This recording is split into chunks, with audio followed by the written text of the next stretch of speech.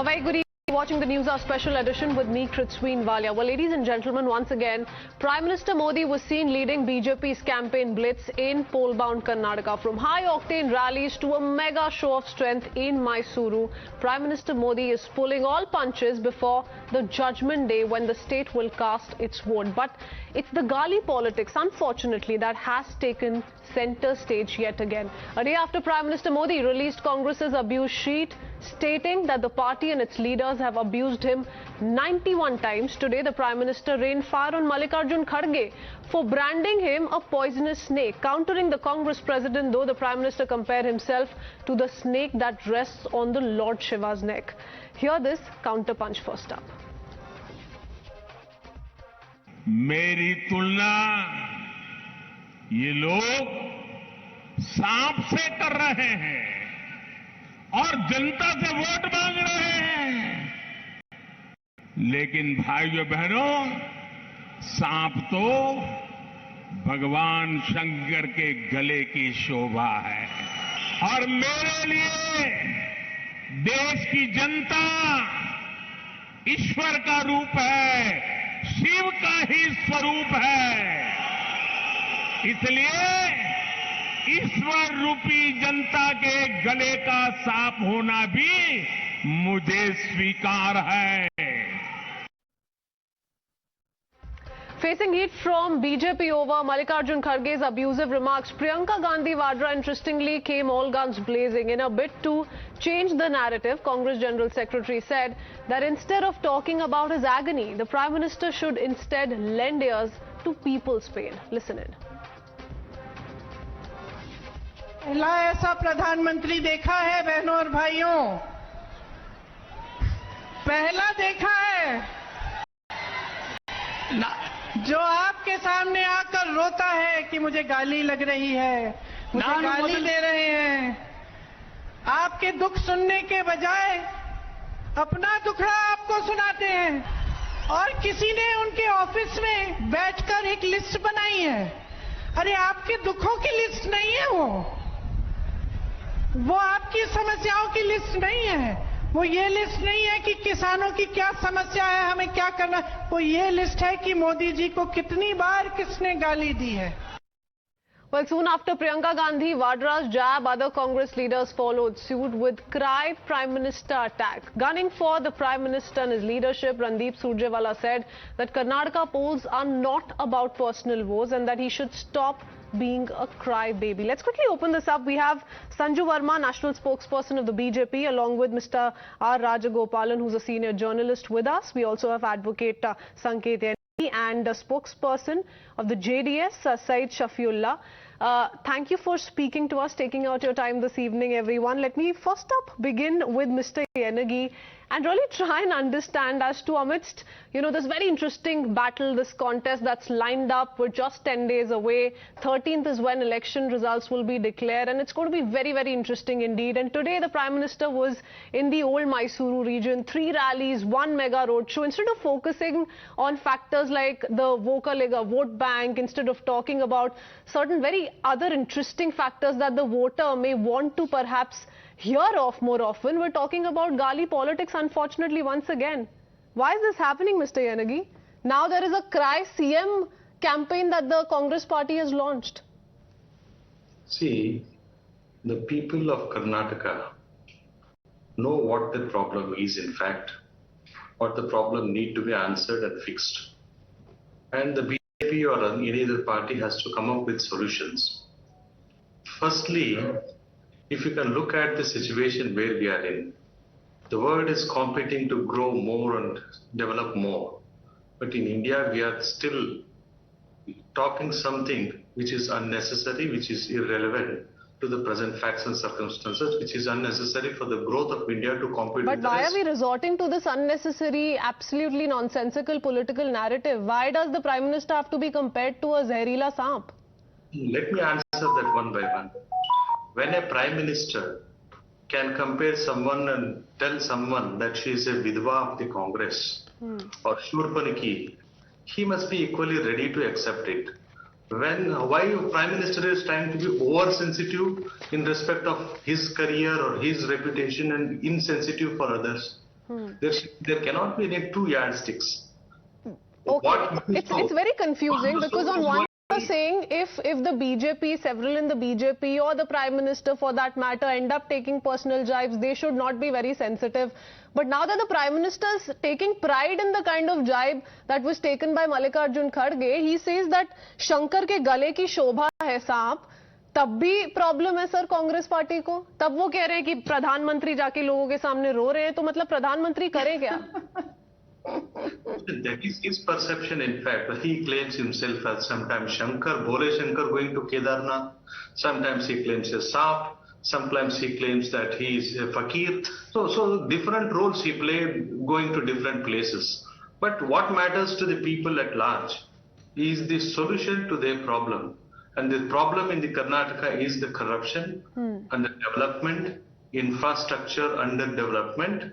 Okay. And unemployment. Well, I still fail to understand, Mr. Yenagi, if abuse is not being responded to with abuse and it's just addressed to as someone taking pride in the kind of abuse that has been hurled at him, then why is such a big issue being made out of the whole episode by Priyanka Gandhi Vadra, for example, or Mr. Surjewala for that matter? But to your pointed question on why there are other couple of important issues that must be spoken of through and through as far as these rallies are concerned, I want Sanju Verma to quickly respond to that. Sanju. Thank you. Kritsween, first and foremost, let me make this very clear that last year, in May 2022, the Prime Minister, while addressing a gathering, had made a very pertinent point. He said, मैं उन लोगों में से हूं जो मक्खन पर नहीं, मैं पत्थर पर लकीर खींचता हूं. So first and foremost, Priyanka Gandhi Vadra coming out in the open and merely to gain some brownie points saying कि प्रधानमंत्री आप अपना दुखड़ा मत रोइए, आप मेरे भाई से कुछ सीखिए. तो प्रियंका गांधी वड्रा आपके भाई से क्या सीखें? Should we learn how a party which once got 404 seats in 1984 under the aegis of your father Rajiv Gandhi today has been reduced to a party which is fighting for survival, having got just 52 seats in the last Lok Sabha elections? What should we learn from your brother Rahul Gandhi? Should we learn how to be disqualified, how to have cases filed against him, be it in Jharkhand, in Assam, in Maharashtra, for being a loose cannon and not showing even an iota of political maturity? What should we learn from your brother Rahul Gandhi? How to lose the elections in Assam, assembly elections twice in a row? What should we learn from Rahul Gandhi? How to get only 2 seats in Uttar Pradesh in the last assembly elections with a vote share of 2.3%? What should we learn from Rahul Gandhi? How to get 0 seats in West Bengal with just a 6% vote share? What should we learn from Rahul Gandhi? How to lose Uttarakhand elections despite a 39% vote share? What should we learn from Rahul Gandhi? How to get just 5 seats in Manipur despite claiming कि Manipur तो हम जीतेंगे? Just 20 seconds, Kritsween. As far as this entire narrative about Gali, I did not heckle you. Please keep quiet.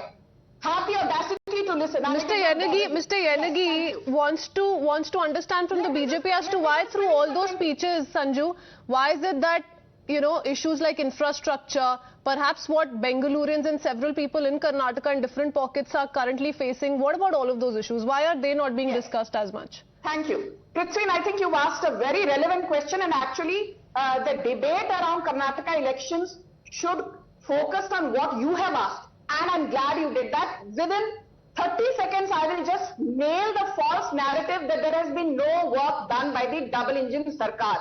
Be it the T2, the Terminal 2 of Kempengowda International Airport, be it opening to the public the Phase 1 of the 119-kilometer Bengaluru-Mysore Expressway, be it renovating the Bengaluru-Mangaluru Highway, be it resolving the Mahadai issue, be it giving 1 crore people in Karnataka clean drinking water through Jal Jeevan Mission, be it giving 35 lakh Kannadigas free health insurance through Ayushman Bharat, be it giving 32 Kannadiga women the benefit of Ujjwala Yojana. So while all of this may have happened, all of this is a work in progress. Some of it is obviously something that we've seen in its eventual terms as well, stands completed like Sanju Verma is pointing out. But Mr. Rajagopalan, who's doing is it then?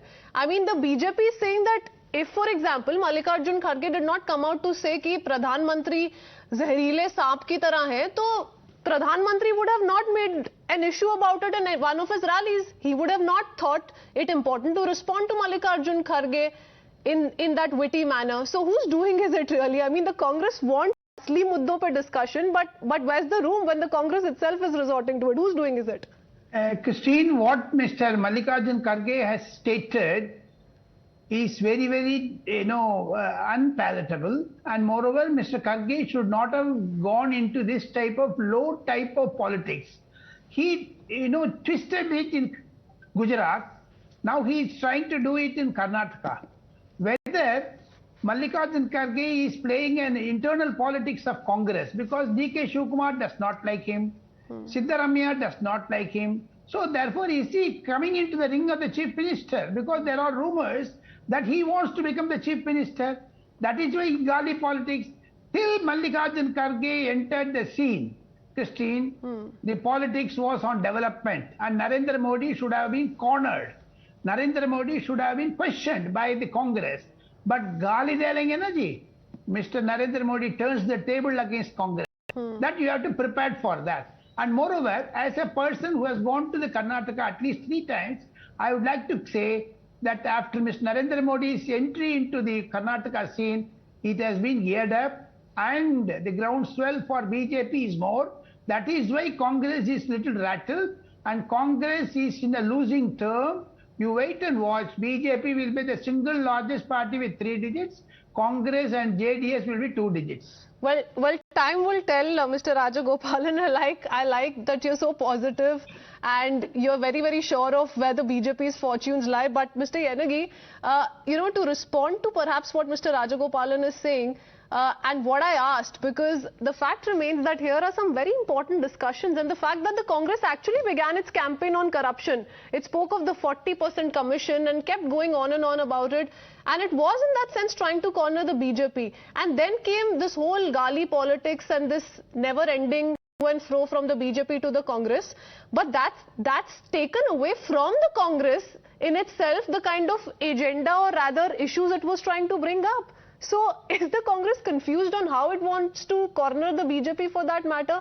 I mean, suddenly it seems like the Congress realized that ye jo zehreele saab ki analogy draw ki thi, it's sort of not working out. The Prime Minister spun it and how, and now they want to launch a Prime Minister campaign. Where is it going to lead the voter to? How is that any sort of a concrete discussion that you're hoping for, Mr. Yenagi? Firstly, the people of Karnataka have been completely convinced about the corruption in this state. And more so, they have been so much convinced that even if Mr. Modi or Mr. Amit Shah or Mr. Himanta Biswa Sarma or be it anyone including Adityanath Yogi come and say something, they will not be rattled. The people at large and the voters are wise enough in Karnataka, unlike the rest of the India or North India, I would rather say. Because they're not emotionally so attached, they're more practical. Once they understood, because if you can see the history of BJP in the state of Karnataka, not even once they have directly won the elections and come to power. And it is always through the back door that is called Operation Lotus.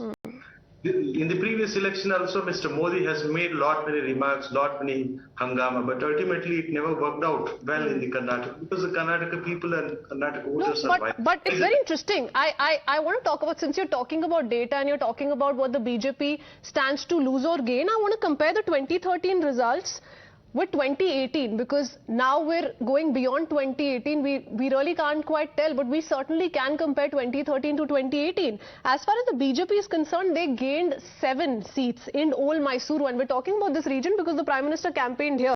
So from 8 to 15, and I'll bring in Mr. Syed Shafiullah as well, because it's a very interesting pocket for the JDS. But from 8 to 15, so a gain of 7. For the Congress, it went from 26 to 20. So that perhaps may be the area that the BJP may be eating into now. So the Congress must be very, very careful, sir. And as far as the JDS is concerned, it went from 26 to 30. But for the JDS as well, the Prime Minister made sure that his counters are aimed very, very carefully both at the Congress and the JDS. JDS ko to Mr. Shafiullah, unhone Congress ka B team hi kehla diya.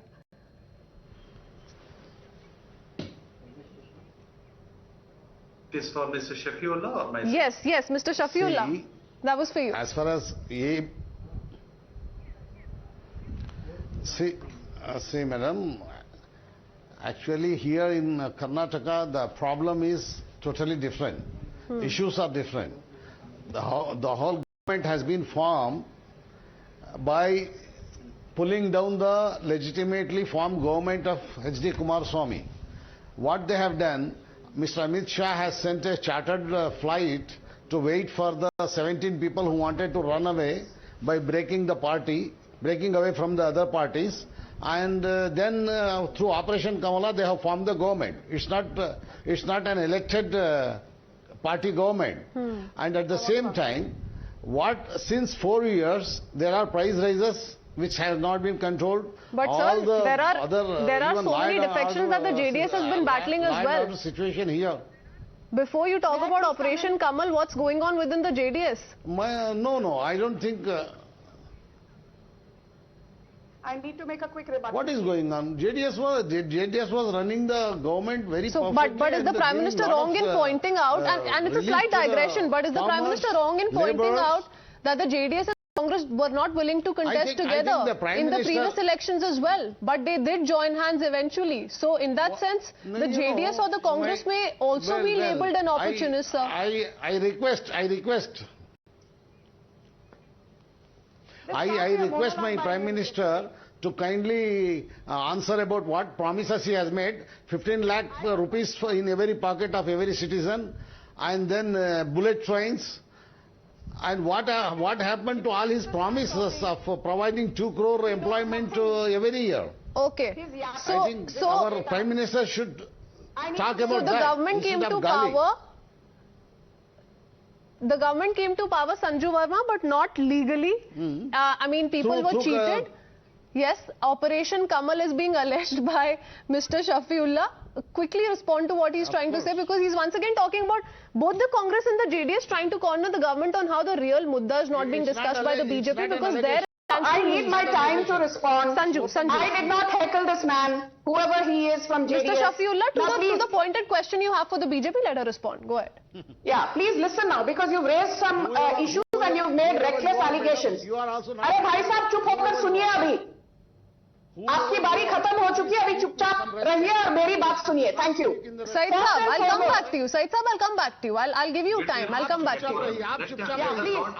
Don't get so hyper. Thank you. First and foremost, Kritsween, let's be very clear that the BJP got 36.35% vote share and we got 104 seats in 2018. How much vote share did the JDS get? The JDS was reduced to 18.3% vote share, and in 2019 Lok Sabha elections, JDS actually got just 9.67 vote share with 1 seat. The BJP in Lok Sabha 2019 from Karnataka had a vote share of 51.38%. We got 25 out of the 28 seats. The Congress, despite getting a vote share of more than 33% in Lok Sabha 2019, was again reduced to a measly 1 seat. So, pehli baat to ye, JDS has seen its vote share fall by almost 40 to 50% between 2018 and 2019. You need to do introspection before lecturing and giving a bhashan to the Modi government. And the most important point in 30 seconds. Let us not forget that scheduled castes and scheduled tribes are a very important segment in Try to understand what happened to the 40% commission allegation and what happened to the ministers who have given resignation because of collecting 40% commission from the government. 20 seconds to Sanju Verma, and then Mr. Syed can come in. Sanju, please quickly make your point. No, I will take 30 seconds. I don't want this man to heckle me. Okay, go ahead, quick. Yes.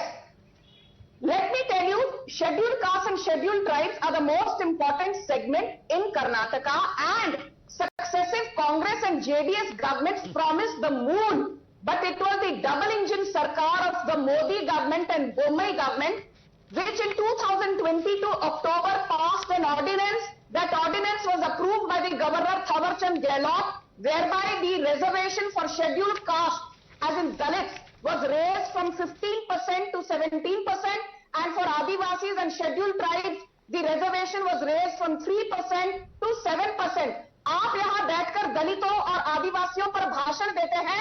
Why did you not raise the reservation quota? It was the BJP government which did that. So please don't give us a lecture on secularism and how you care for the poor, how you care for the... Well, as far as that is concerned, the 4% scrapping of the Muslim quota in the OBC category is also something very interesting, because BJP has promised, the BJP has promised 2% and 2% to the vocal Ligas and Lingayats, and the fact that it's very key as far as your vote base is concerned, sir. It's very key, and neither the Congress nor the JDS have come out in open support for the same.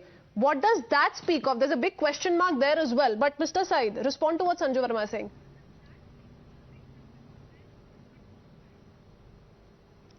See, as far as the reservation is concerned, since 1994 there was 4% reservation to the minorities, OBCs, not the Muslims only. And then now this government of BJP has taken out that 4% without considering how the Muslims deprived of their livelihood or deprived of other opportunities will be provided through opportunities through any other quarter. The government is responsible for every citizen of the state. How can the government run away from the responsibility and say simply take out the 4% reservation? The BJP has simply said that Muslims will be a part of the EWS. No, please don't mislead. Don't mislead. 10% is for all the people, not only for Muslims. What is the problem for you to, if the Muslims get 4% reservation? They are 14% population of Muslims, not 4% population. Madam, what is the problem? This is just about the 4% quota for Muslims in the OBC category. So let's not try and mislead our viewers, and I don't want to take that debate to the reservation debate alone, because there's a lot at play here. There's a Supreme Court that's also monitoring the situation. The hearing is going to take place on the eve of the elections. We're going to wait. We're going to wait and watch out for what happens on that front. But coming back to where we began and going across to Mr. Yenagi once again, and especially with regards to kind of allegations that have once again been levelled by Congress leaders Priyanka Gandhi Vadra, she's also spoken of corruption. While the Prime Minister was holding rallies today, she also spoke of corruption, and I want to, in that sense, bring about the case of BJP MLA Madal Virupakshava. I mean, would you not want to give it to the BJP that there is action that has taken place, sir, on that front?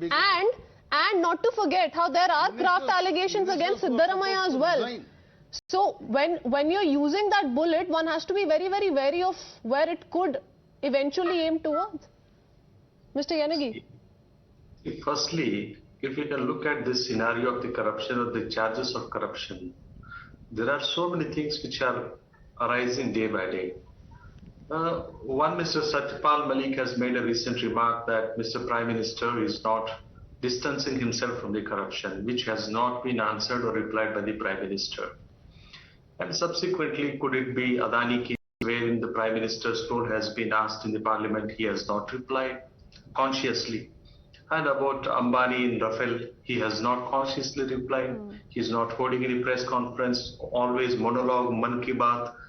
Janta ki baat kab hoga, wo pata nahi, usko bhi pata nahi, janta ko bhi pata nahi. This is one aspect of the matter. But the question now is, people's issue, someone has to listen and someone has to talk. And but have you seen the Congress, the JDS, through this election campaign, talk about people's muddas, sir? So how did this entire scenario reach the Gali politics? If the Prime Minister is self-promoting, he is claiming SAP, he is claiming something. So please, don't try to be another Nupur Sharma over this TV debate. No, sir, I'm giving no personal remarks, and I'm not going to allow that. No, sir. Mr. Yenagi, that's not fair. That's not fair. We have limited time. Let's not retort to that kind of a narrative. The BJP spokesperson should allow others to speak. This is not her No, party she's letting you speak, sir. But regardless, you may not agree to what she says and how she debates or the way she's putting out her views. But no, I'm not going to allow that. I'm not going to allow that. Ask her to... Let's please stick to facts. Let's please stick to facts. Let us discuss about two important factors which are directly concerned to the public. One is corruption. Another one is development, and subsequently, like there are so many graduates who are there waiting for an employment. For whom the Shobha Karandaje, the minister of BJP government, says, because of over-education or more educated people being there, it is creating unemployment.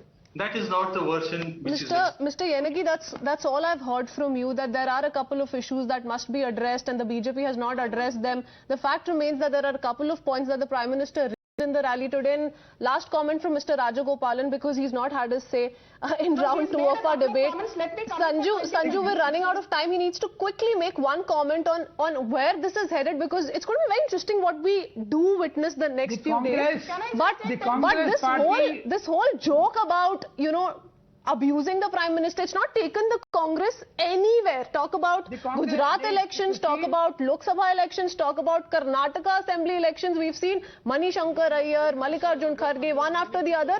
Zero positive results in any of those elections. Mr. Gopalan, your concluding comment. Christine, the Congress lost its game, and also the Congress is unnecessarily abusing the Prime Minister. Apart from that, Jairam Ramesh, several years ago, he said Congress is in existential crisis and it is in ICU. Now they are proving it, because Congress does not go for whatever the JDS spokesperson has pointed out about the reservation. Congress should have taken that instead of, Congress they have started to abuse Prime Minister. That is why Prime Minister is taking advantage of that. Why should Ms. Mallikarjun Kharge say Congress party should give reservations? He should also say, why should he speak about snake? That is why Prime Minister turned the table against them, like Chowkidar Chor. Therefore, Congress wants to intentionally run down Shivakumar. That is why this is happening, internal politics. All I fail to understand, and I still don't have the answer to this as yet, when the Prime Minister most gracefully admits to the fact that, Shankar ke gale ki shobha hai saap, तो उसमें अब cry prime minister campaign कैसे launch हो गया? ये सवाल से I started. This is the question I began with, and I still don't have an answer to this. I'm afraid I'm running out of time. I'm going to have to quickly leave it at that. But thank you, gentlemen, and also Sanju Verma for speaking to us. It was a delight having you this evening.